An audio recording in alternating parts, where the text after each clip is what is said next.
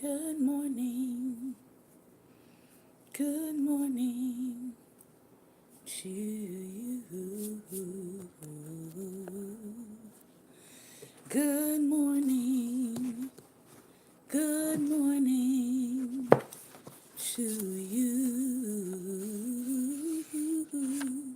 You know how to share me. Go ahead and share me so your friends can join you too. Good morning. Good morning to you. If you know how to share me, go ahead and share me so your friends can join you. Good morning. Good morning. Good morning to you.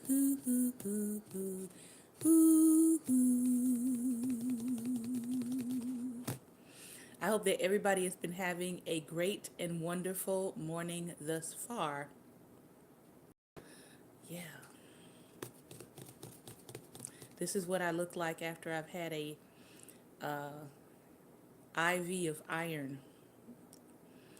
So, those of you who don't know my medical story, I am still receiving iron treatments, but I thank God for them. And when you receive IV iron, it makes you really, really, really energized to the point where you can't go to sleep. So I didn't get to sleep until 4 o'clock this morning. So yeah, a day in the life of me.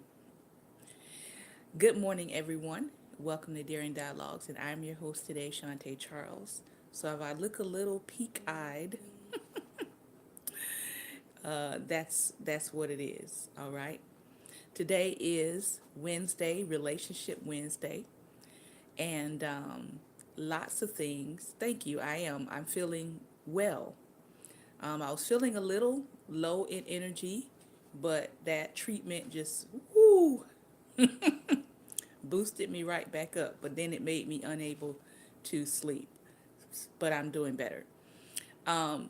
Today is Relationship Wednesday, and we are continuing in the book Labor of Love. I want to say we are almost very, very close to the end. So we should hopefully be finishing this book. Yeah, we should be finishing this book hopefully before we end all of our programs, because we just have this one chapter we're starting and then an afterword from the author, and I'll go over that and see if it's something that we need to close the book on, or if it's just her kind of like thanking people. So we are actually in the final chapter of this book, chapter 10, which is help. And again, if you're just joining us, I would encourage you, if you are single, if you are divorced, if you are widowed even, and you're thinking about getting back out into the scene, I would encourage you to get this book and read it in its entirety. Labor of Love, The Invention of Dating. It is actually talking in depth about the history of dating, how it got started, why it has become such a big thing in the United States, especially, and why it's not going anywhere and why it's actually promoted so much, because it is tied so much to the economy now, that to unravel this kind of dating custom, to unravel it would also be to unravel our economy. All right. So before we get into that though, as I was up in the middle of the night and just praying, since I was up anyway, and hearing from the Lord, God told me something very, very powerful. And I'm going to put it on my page later today. Good morning, honey bunches of love down there. I'm going to put it on my page today, what God shared with me about humans. And most people know that I have a little saying, humans are going to human, something that the Lord told me. But he kind of expounded on it last night, or early this morning, rather. And that is this. He said, many people view people from the lens of subhuman or superhuman. And then he said, subhuman and superhuman are both problematic viewpoints for different reasons. They're both problematic viewpoints for different reasons. And then I waited for him to break that down for me. And this is what he said. I'm not going to quote it word for word because I'll put it up word for word later today. But he said, when you view a person from the viewpoint of being a superhuman, what you are in essence doing is you're denying them the grace to make mistakes. If I think that you're superhuman, if I think that you cannot do any wrong, I'm denying you the grace to make mistakes. And the moment you make a mistake, it's going to devastate me, but it's also going to cause me to do or say something that can be devastating to you. So, when we view people as superhuman, as, mysterious, magical, they can do no wrong, we're actually denying them and putting them in a place where they can't receive grace from us to make mistakes. Everybody got that part? Then he said, when you view a person from the perspective of subhuman, you are denying them the grace to repair mistakes. When you view a person from a subhuman perspective, you are denying them the grace to repair mistakes. Because ultimately, you view their entire existence as a mistake. Good morning, Prophet. Good morning, Lady Apostle. And good morning to each and every one of you who are on today. Good morning, Lady Kenyatta, Lady Latoya, Mr. Henry. If you have a title or something, Henry, let me know. Pastor Ben, I think I saw earlier, Prophet Jonathan, and Lady Barbara. And I'm not sure who's on YouTube, but good morning. So I'm going to say it one more time. He said, to view someone from the perspective of either superhuman or subhuman is problematic, but for different reasons. When you view someone from the perspective of subhuman, all right, Deacon Henry, welcome. Good morning to you, sir. When you view someone from the perspective of superhuman, you are actually denying them the grace to make mistakes.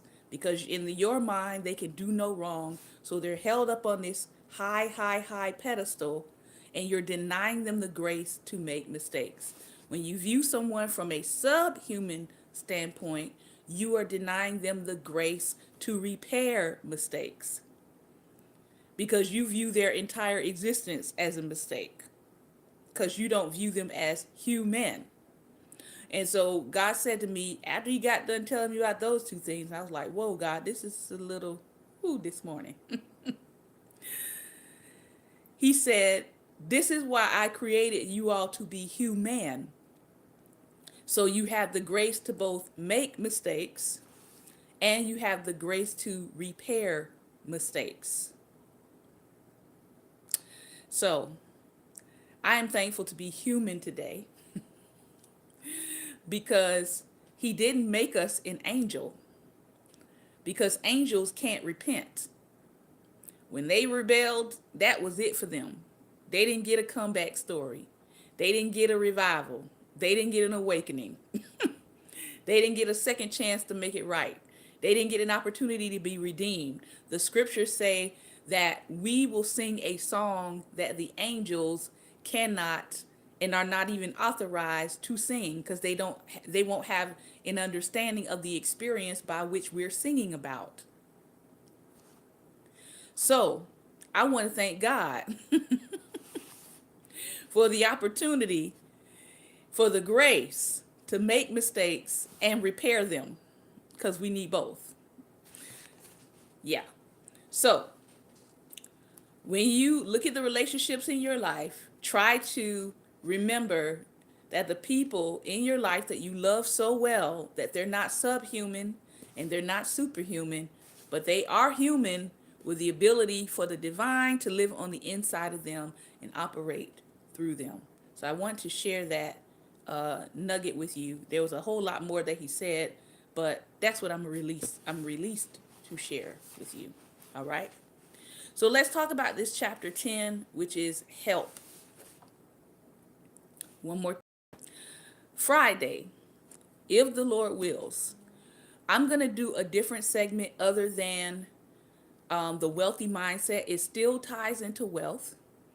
And it's a very important segment that everybody needs to tune into. Make sure I'm going to try to see if I can get 3 cameras going and maybe do it as a Facebook Live as well.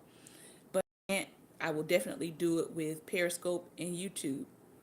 Please make sure you are on Friday, because we're going to be talking about spiritual internet fraud. Spiritual internet fraud.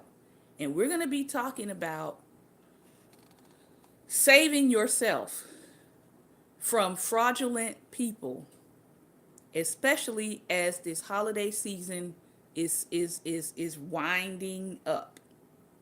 All right. Lately, there have been lots of people online who may not realize that they might be, in some way, shape, or form, they might be breaking the law. So this is why this is an important segment, because some of the things that I began to look up and research in having a conversation, it started to concern me, because I'm like, some of you may be breaking the law with how you are operating and using live stream to ask for offerings, to ask for donations, to prophesy and tell people, God is going to bless your life if you just give this seed. There are some legal ramifications to what you're doing that may actually put you in the category of internet fraud. So please, please, please, please have people join us on Friday, because we're going to talk about that. We're going to break it down some. We're going to look at what the FBI considers internet fraud. We're going to talk about the legal pieces around that. We're going to talk about that if you are asking for contributions, how to make sure that you're doing something in a legal manner so that you are not, yes, because prophesying for seeds may be a form of financial exploitation. And so you don't want to, if you're a leader who's been doing that, you want to make sure that you're on Friday, because we're going to talk about it in detail. We're going to talk about the laws around it. All right. And then we're also going to talk about, as ministers of the gospel, how we need to conduct ourselves even online. Should you be, if you're a married man or a married woman, should you really be coming online in the middle of the night? I'm just saying. And all of your and all of the people that click on that go live with you are all women, and you're a married man. These are things that we might not have had to think about 10, 20 years ago, again, because the technology was not there for us to even have this discussion. So now that the technology is here, right, we still need to make sure that we are doing things in a manner that's going to be pleasing to God. Just because the technology is out here doesn't mean that we can just have a free for all with how we utilize the technology. We just need to have some wisdom around it. So we're going to talk in detail about that, because I'm going to actually organize all of what I pulled up in research. And so I'm going to make sure that I have it all packaged for you, so we can go point by point and talk about some of these things, because I am concerned that well-meaning people even will get caught up in this. All right. And I am also concerned that people doing this as a way to make sure they pay for their children's Christmas gifts over the holidays, and you might become the victim of that financial exploitation, so they can make sure their house is covered while they scheme you out of your funds. So we're going to deal with it. We have to deal with it, and it's going to be good. I believe we're all going to learn something. I know I learned a couple of things that I thought were important that I want to make sure we share on Friday. All right. So let's get into chapter 10. The last chapter in this book is called Help. There's a word for the route taken by the clock watcher who decides that her time is up and bravely resolves to make the best life she can with whatever partner she has on hand. And that word is settling. The Oxford English Dictionary shows that settle has been used to mean marry since the 1600s. So, for centuries, all right, settling did not necessarily sound like a bad thing, nor was it a bad thing. When somebody said they were settling, they were actually talking about settling down, grounding themselves, beginning to build something, beginning to establish a foundation or a heritage or a family line. So that's how it was initially used. Indeed, many young men and women seem to regard it as an opportunity. The prudent gentlewoman wishes to settle her daughter. The novelist Theodore Edward Hooke observed all the way back in 1825, I am come to years of discretion, and I must think of settling myself advantageously. A male character reflected in Thomas Love Peacock's satire, The Crochet Castle, 6 years later. Which leads me to a sidebar. When we talk about public affection, and when we talk about public life, and when we talk about relationships, right? You have, to me, two ends of the spectrum. You have people who are overexposed, meaning they expose everything about their private life, everything about their love life, everything about their spouse, and then they wonder why their relationship begins to break apart, because you are exposing things about your overall relationship or the intricate intimacies of your relationship that everybody doesn't need to know. Like, you can give a principle, right, about marriage in general, but everybody doesn't need to know what kind of underwear your spouse wears and what size they are and how they fit, right? Okay, so we have one end of the spectrum that's really, really, really, really overexposed, all right, and then we have another end of the spectrum that is discreet. And so sometimes people say, um, the way you behave about your relationship seems deceptive, when in fact what has happened is we no longer many times can tell the difference between deception and discretion.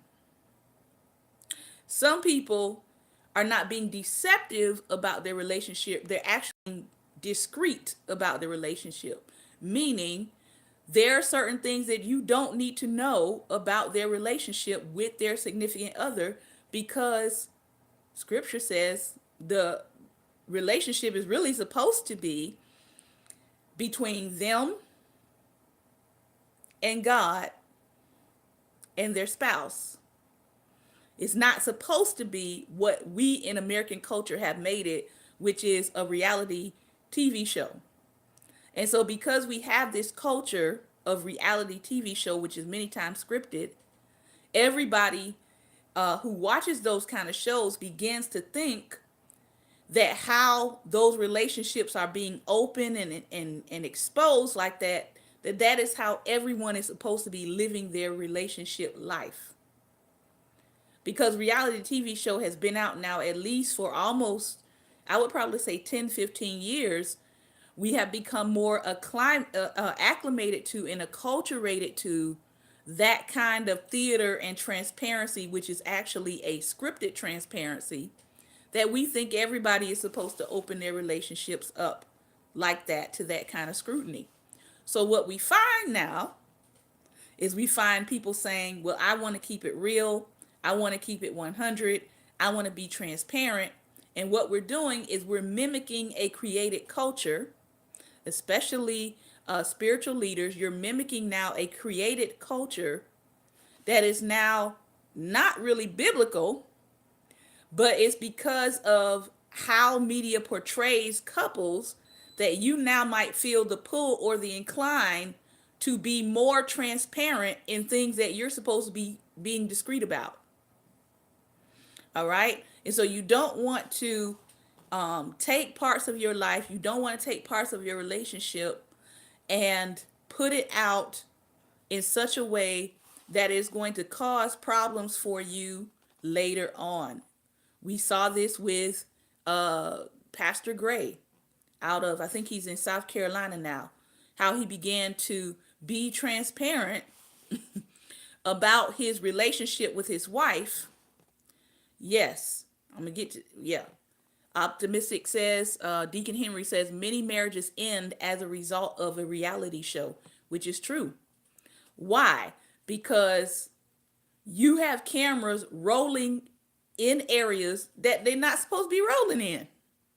Certain things you're not supposed to be working out on camera. You're supposed to be working out between you, your spouse, and the Lord. All right? Because again, if it's not an issue of abuse or it's not an issue of adultery or things like that, there are certain things you're supposed to be working out in marriage between you, your spouse, and the Lord. Everything is not divorce worthy. Everything is not cause for divorce.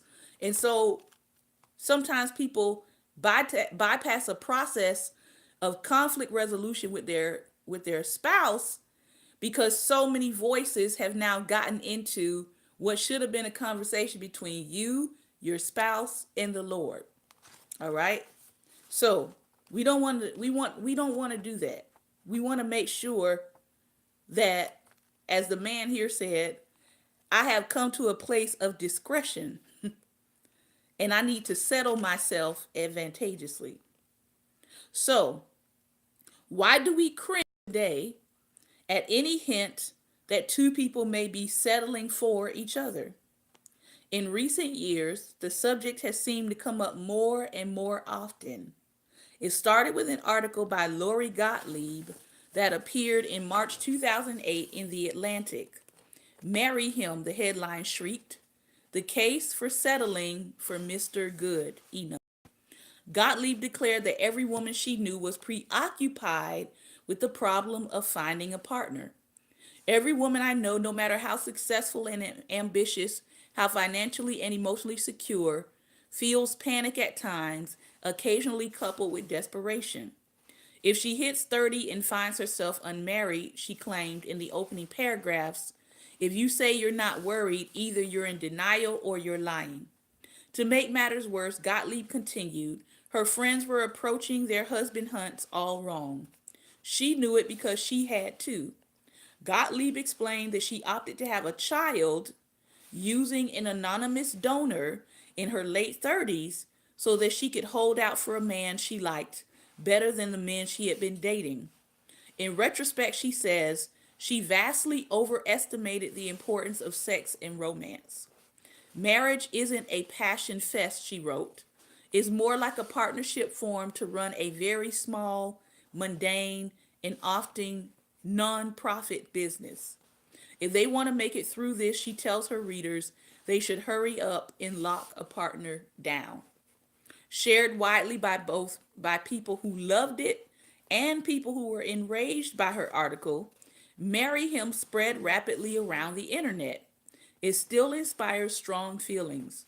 Lori Gottlieb ruined my 20s, a friend argues when I mentions the article.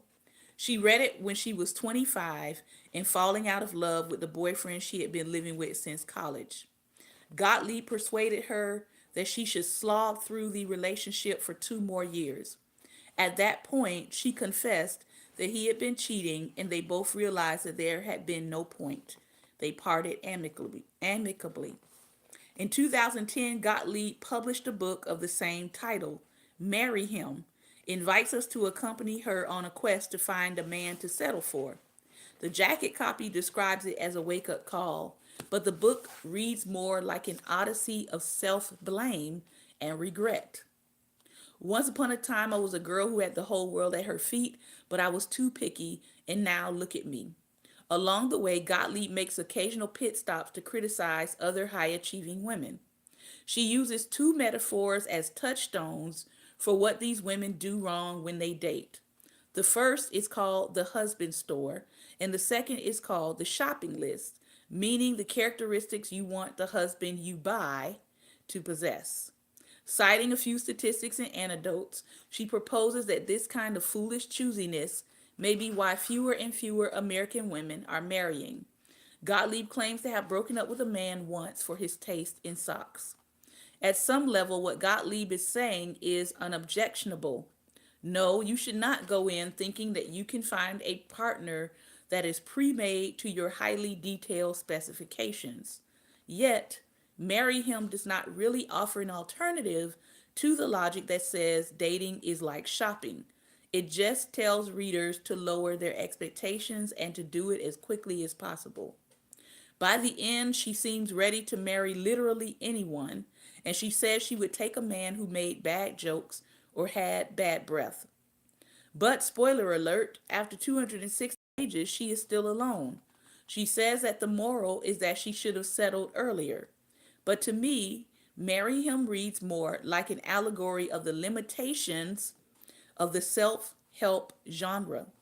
It tells its readers to mold themselves and their desires into very particular forms to try to attain a kind of happiness that is unimaginative at best. Are straight women really still doomed to choose between a foolish, futile quest for Mr. Right and a mad dash after the equally elusive Mr. Anyone at all? Some religions describe desire as a blessing, others label it as a curse, but none deny that all humans long for others with whom to share our lives. I believe Lady Apostle did a teaching on that about the things that people long for in life, and one of those is to love and to be loved, to be appreciated, right? Almost all individuals seem to feel a deep need to live lives that include close and caring relationships. We were created to be in relationship. Else there would have only been Adam and Eve. Given how vitally important this is, awesome. Given how vitally important this is and how challenging it can be, it makes sense that they turn to experts. I appreciate you too. The intense, almost religious feelings that self-help gurus like Oprah Winfrey inspire in their fans reflect a real need that those fans experience to do something to address their frustrations. I was sharing last night that on the list of 4 things that God was sharing with me, He said, people who are lonely and people who need to feel appreciated oftentimes get preyed on by predatory people who are very good at catering to people who are lonely and who need to feel appreciated. Oftentimes, those two groups of people get exploited. That's what we're going to talk on Friday. All right? If you're lonely and you're up at midnight, 1 o'clock, 2 o'clock, 3 a.m., and there are prophets doing live streams at that time and you're lonely, then you are going to get on every night to their live stream and you're going to listen in. Isn't there a song that says, "What do the lonely do at Christmas?" Yeah, it is. There's a reason why that song is popular. All right? So if you feel lonely and you need to feel appreciated, oftentimes there are people who exploit that out of you, which is why it's important for you to know that, number 1, you're never alone, and number 2, you got to start building an appreciation for yourself so that you're not waiting for someone to feel that part of you. All right? America has a long tradition of bestsellers that offer readers guidance about how to cultivate their inner lives and achieve professional success. Over the 20th century, a string of male self-help authors became household names. Yeah. And now we have a string of male self-help prophets that are making themselves household names. It's the same genre, it's the same how can I put it? It's the same category, just on the spiritual spectrum of it. All right? We need to understand that. There are self-help secular gurus, and there are self-help spiritual gurus who oftentimes work under the title of preacher or prophet. But they're there to make a profit. All right? First of all, a string of male self-help authors became household names. Why? Because they were filling a particular void. Napoleon Hill's Think and Grow Rich, Dale Carnegie's, and I actually have Napoleon Hill's Think and Grow Rich and the Think and Grow Rich for Black people. And Dale Carnegie's How Brands and Influence People sold well even during the Great Depression. Norman Vincent Peale's Power of Positive Thinking. He became the spiritual side mentor for a lot of the well-known people we see today. A lot of people who are now well-known pastors who pastor mega churches were initially mentored by Norman Vincent Peale, because he came out with the book The Power of Positive Thinking, and it became a Bible to company men of the steady era. So some of those company men retired and they became pastors, and they took that information from Norman Vincent Peale and they parried it over into the spiritual world, because principles are principles. In 1989, Stephen Covey. Everybody knew about Stephen Covey. This was like one of the curriculum books that I used when we were teaching students. All right. He instructed readers in the 7 Habits of Highly Effective People, and then they came out with a student edition. He promised that learning to attend to your inner voice can make you a better person and a better manager all at once. Each of these books encourages readers to look inside themselves and trust their gut or their gut instincts, which is a whole other teaching, because you do have a gut brain. It's a brain, but it's in your gut. Also known as, to the saints, also known as bodily discernment. So when a person says that they feel butterflies or their stomach starts churning, it's actually your gut brain communicating something to you about your environment. There's science around it. Go look it up. Study the gut brain. All right. They advise you that you must have the strength to buck received wisdom and challenge authority, including the authorities in psychiatry or sociology, who usually say that the folksy wisdom in these books is many times bogus. Romantic self-help, however, tends to offer the opposite advice. Where business self-help says to trust your gut, romantic help warns you to question every instinct. And so we have a generation of people who can no longer simply discern and make a decision. And so God could be giving you a sign that, hey, this is what I want for you. But we have a whole genre of people who say, don't settle, don't trust anything. And so you have a whole confused generation of men and women who don't know when to make a decision.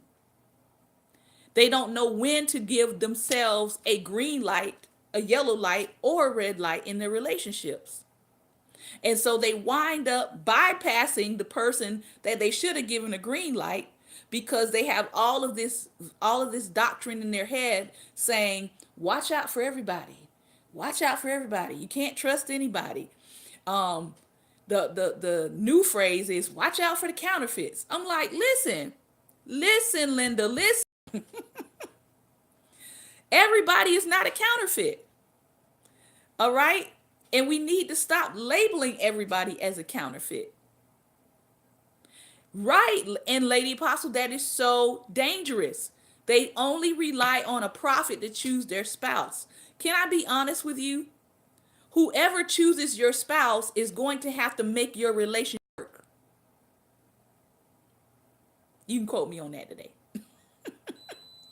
Whoever chooses your spouse is going to have to make your relationship work. They're going to be responsible for the maintenance on your relationship because they chose your spouse. And again, this is why we have marriages in the body of Christ ending in divorce, because somebody chose someone's spouse. They got into that relationship and they said, oh, this isn't working for me. And rather than them say, I'm in it, so let me honor the covenant. No, they go back and they say, well, I didn't really want to marry you, but the prophet told me that you were the one. And now I realize you're not the one. So now I'm going to divorce you. See, people don't want to be, we don't want to be honest. Lady Apostle says, my former leader cursed my marriage because she felt my husband wasn't strong enough to carry me. What does that even mean? See what I'm saying? What does that even mean? We come up with all of these spiritual sayings that have no biblical backing and foundation. She's been divorced twice since then. That's unfortunate. But what does that even mean? Some of us are living off of the old rotations of bad prophetic messaging, and we apply it to our relationship life. All right? Juanita Bynum's No More Sheets. Okay? Because he wasn't in ministry at the time. Juanita Bynum's No More Sheets message: pimps make relationship demands of subjects. This is not of God or his messengers. Yes. The message No More Sheets was very good to deliver people out of sexual immorality, sexual impurity. But that's not everybody's story. But everybody took it and ran with it as the gold standard for how to live your life in the sexual arena. All right? So we have to make sure that when we're hearing a word from someone, all right, even if I'm talking or anybody else, you have to discern what is for you and what is not for you. And as Optimistic says, who has the right to curse a marriage? Really? I have heard people say, if you don't marry who the prophet tells you to marry, you're going to be cursed. If you go against what the prophet prophesied, you're going to be cursed. Listen, please, people, please be careful who you are listening to in this arena. God gave you discernment.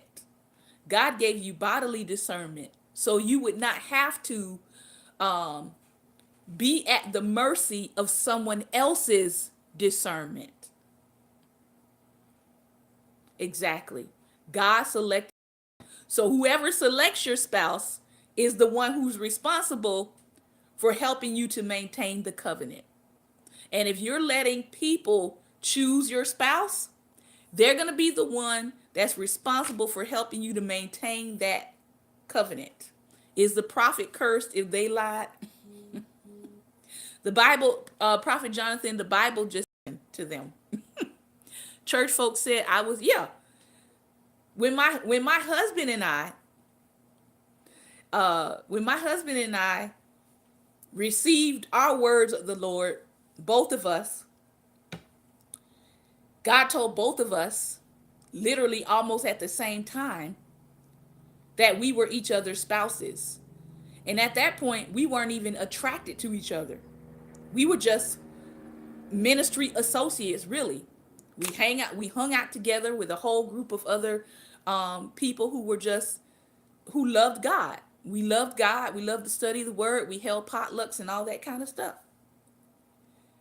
But had my husband listened to the people who were around him at the time, who were actually trying to secure him for someone else, which happens a lot in churches, rather than them hearing him out, okay, they decided to tell him that I'm Jezebel.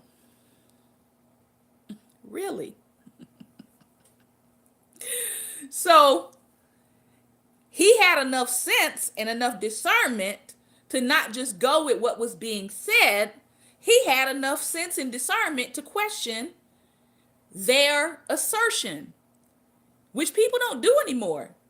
You got to test what people are saying to you by scripture or evidence, or in this time, receipts. That's what people call it today. I need some receipts for what you're saying. Exactly. Lady Apostle says some folks wanted my husband too because he is a good man. Exactly. So people will have plans for your life. If you don't have plans for your life, people will be making plans for you. They will be making plans for who you're going to marry so they can control you through your spouse. All right. So my husband asked them, why do you say that? Where's your receipts on that statement? Well, she goes to church all the time. Okay. I mean, if you said she went to the club all the time, right? Or you said you saw her doing something ungodly, but no, you're complaining that I actually go to church and worship God. That's what you saw me doing. And she prayed too much. She prayed too much. She always at a prayer meeting. Listen, she's always at a prayer meeting. Wait a minute. I didn't know that those were actually strikes against women. But in this day and age, I'm learning that they are. To so-called godly men, I'm learning that praying women, because I've actually heard single Christian men on their live broadcasts. I've actually heard single men on their broadcasts making fun of women who attend church and women who have a prayer life. And they are saying they don't want to marry a woman with a prayer life. I find that very interesting because I see just the opposite with men who aren't really spiritual, but they do want a wife that has a prayer life and a spiritual foundation. Now, I can't fathom that one for the life of me. We have Christian men turning down godly women, and we have men in the world recognizing the quality of having a woman who prays. Brothers, y'all have to help me out with that. Y'all gonna have to email me or tell me what is up with that. We have men online, Christian men online right now, who have a lot of compliments for Jill Scott and the internet teacher who just went viral because the camera in her classroom was at waist height, showing her behind while she was teaching. They find that appealing, but they don't find godliness appealing. So now I'm gonna have to ask you, are you delivered? Are you delivered? Are you delivered? Now I gotta ask a whole set of other questions. And so these are single men commenting on this stuff. These are married men commenting on this stuff. And now I want to just say all of y'all need to be at the altar every Sunday. But that's a whole other broadcast. Let me keep going. So that's beyond the realm of my thinking. I'm observing this and I'm like, God, what is going on? The godly men want thoughts. And the men in the world are looking for a good, wholesome woman to help them navigate their world.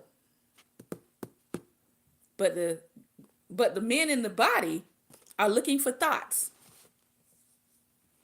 They're looking for thoughts, or they're looking for the injected bodied women. I just want to know what's going on. What happened? All right. So, where the managers hear that they should listen to their coworkers, the daters hear that they should never trust a partner to mean what he says. I guess worldly guys have had enough. Interesting. The worldly guys are becoming more engaged in morality, and they've had enough, or they want to make sure that they marry someone who they know or who they believe is going to honor the covenant. Meanwhile, I'm guessing, I'm not a man. Maybe the brothers in the body want to spice it up a little bit, and they don't think that enough spice comes with the sisters in the faith, right? They might think we're Old Spice. Let me get off this subject before I get in trouble. So, thank you for helping me out with that. I appreciate it. All right. That was a good point. I appreciate that, Optimistic. So, the managers hear that they should listen to their co-workers, but daters hear that they should never trust a partner to mean what they say. And this kind of thinking is actually becoming a stronghold amongst millennials. If you run everybody through the filter of they're a counterfeit, I guarantee you're going to find something wrong with them. Because you're being programmed to never trust anybody to actually be true. If you hope to find love, you will have to read between the lines and plot your actions accordingly. And these books that were put out promised you that they could help you. Courtship did not always seem this mysterious. Popular books of romantic advice are older than dating. Let me say that again. By the way, I do have a book out, Principles of Courtship, in it that actually work, that people have actually used, and that people have longevity in their marriages. You can get it online. It's called Bliss. My husband and I co-wrote it. It's an ebook. It's only, I think it's only $2.99 on Amazon, and I think it may be $1.99 on the Barnes and Noble site. But look up Bliss, BLISS. Believe love is sacred and special. We get tons of testimonies of people who actually followed the courtship principles. They got married, and now they've been married 5, 10, 14, going on 15 years. So we know the principles work. There are popular books of romantic advice that are older than dating, that gave sound, practical principles for engaging in a relationship to have some good success. During the calling era, many publishers stayed in business by telling young people and their families how to behave in a courtship. In the Ladies' Home Journal, an etiquette columnist who answered questions under the pen name Lady from Philadelphia delivered firm instructions to female readers about how to manage gentlemen callers. The questions she answered showed that callers were just as capable of obsessing over details as daters are today. In July 1905, someone named Madge wrote in asking how to react when a young man failed to show up after saying he would drop by. Thank you, Prophet Jonathan. So, this is an age-old question. What do you do? How do you react when somebody schedules a date with you or schedules in a meeting with you who says they're interested and they fail to show up after they said they would? How do you handle that? The lady from Philadelphia advised her to be charitable, be kind, until you hear their explanation or apology. But if no apology is ever made, and he never comes, you should treat him like an acquaintance, recognizing him when you pass, but without cordiality. In other words, swerve. He gave you no explanation, all right? He gave you no apology. So if he does it again and you accept, then you have taught him how to treat you. You have taught him that your time is not important. You have taught him that your time is not significant. That's old school. Now, the lady didn't say fuss him out, dog him out. In our present day vernacular, go text him and tell him about himself. No. Be cordial and wait for an explanation or an apology. One of those two should be forthcoming. You didn't show up. You didn't call. I need an explanation or I need an apology. And if you don't give either one of those, then I just need to swerve. Right. We teach people how to treat us by what we accept or don't accept. Okay? Sadie had the opposite problem. What do you do when a man persists in holding your hand in spite of all that you can say? The lady from Philadelphia replied sternly that, quote, no man who is fit to be welcomed in your home would refuse to release your hand if you asked him as if you meant it. So this dude is another one that you need to swerve from, because he can't even understand that no means no on simple things. So if he's violating your right to autonomy, okay, and the protection of your body and feeling safe, and you're saying, I don't want you to hold my hand, or I don't want you to hug me, or I don't want you to kiss me, and he insists on doing it anyway, and he continues to invade your space, you already know if he's doing that for the simple things, he's going to do it for the greater things. All right? And again, it's a sign. And again, if you let him get away with it, you're teaching him how to treat you. She doesn't really mean no. I just need to keep asking. I just need to keep pressing. I just need to keep prodding, and then I can get what I want out of her eventually, because I have learned that if I keep pressing enough, she'll eventually give in. All right? Single men, too, were eager for tips on how to conduct themselves. Putnam's Handbook of Etiquette, a manual aimed at men. Can we get some manuals aimed at men? Jonathan, Prophet Jonathan, I know you have one coming. Please let us know when it's finished. Manuals aimed at men devoted a section to the question of the hat, the gloves, and the stick. When a gentleman ventures a chance to call upon women and is asked by the servant to step into the drawing room while she ascertains if the ladies are home, he retains his overcoat and gloves and waits with hat in hand. Why? Why would he not take off his coat? Why would he not take off his hat? And why would he keep his cane in his hand? Because, sir, nobody has given you the okay to make yourself feel at home. Nobody's giving you the okay to kick off your shoes at the front door, walk in, and just sit down and lounge around. All right? If the answer to his request is propitious, he then removes his top coat and leaves it in the hall. With the coat, hat, stick, and gloves, these things may also be left there. To the 21st century reader, two things jump out about calling era advice.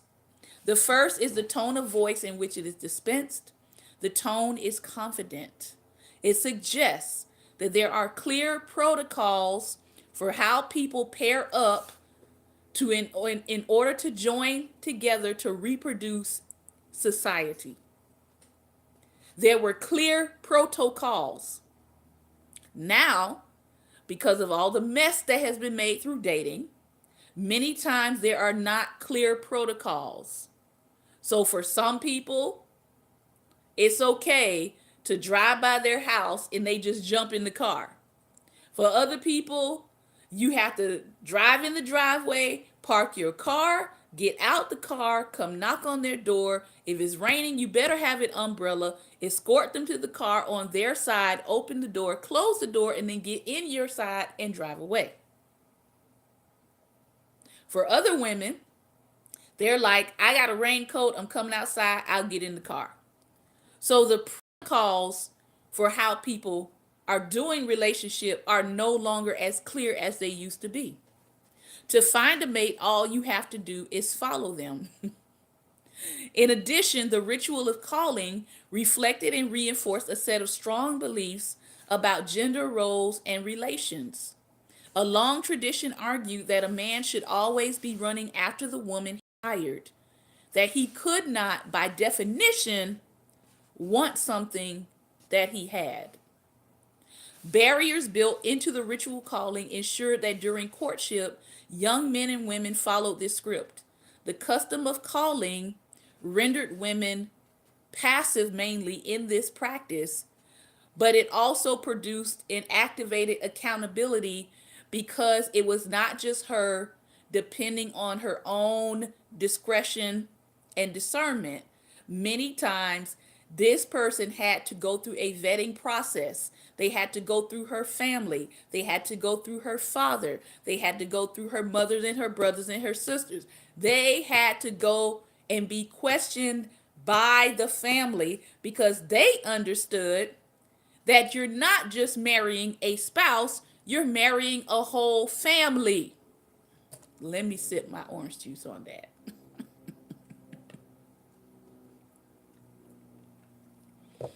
And so, because they wanted to protect the woman from exploitation, because they also wanted to protect their family name from somebody who might have been crazy or predatory, everybody in the family played some part in getting to know this person because they were joining a family.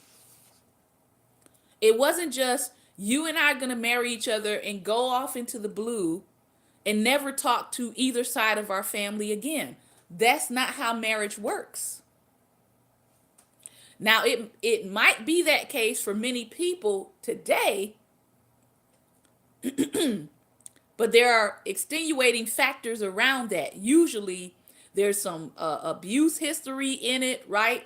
Or there are some crazy relatives, or there are some toxicity going on in the family that may not afford you to have that whole extended family experience. But really, you were marrying a family. So yes, everyone in the family wanted to know who you were and they wanted to check you out. Now, again, people don't know the difference between deception and discretion. And so you have people walking into relationships saying, well, I don't want everybody to know my business. And in everybody not knowing your business, you could possibly wind up in a trash can in a dumpster behind your house, dead, which is what is happening to a lot of these women. All right? It's sad, but the culture has created some of the fallout of what we're seeing and the tragedies of what we're seeing. There was a story that recently came out, a young high school boy. This came out a couple of days ago. I'm not sure of the state. But a young high school boy had gotten his fellow classmate pregnant.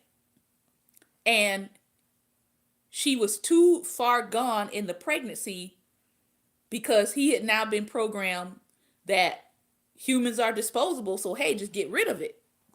She was too far along gone in the pregnancy. So he murdered her and put her in the trash can. And when they questioned him, he was very process oriented about what he did. I found out she was pregnant. I wanted her to have an abortion. She was too far gone to have an abortion. And so I handled things. I took care of it.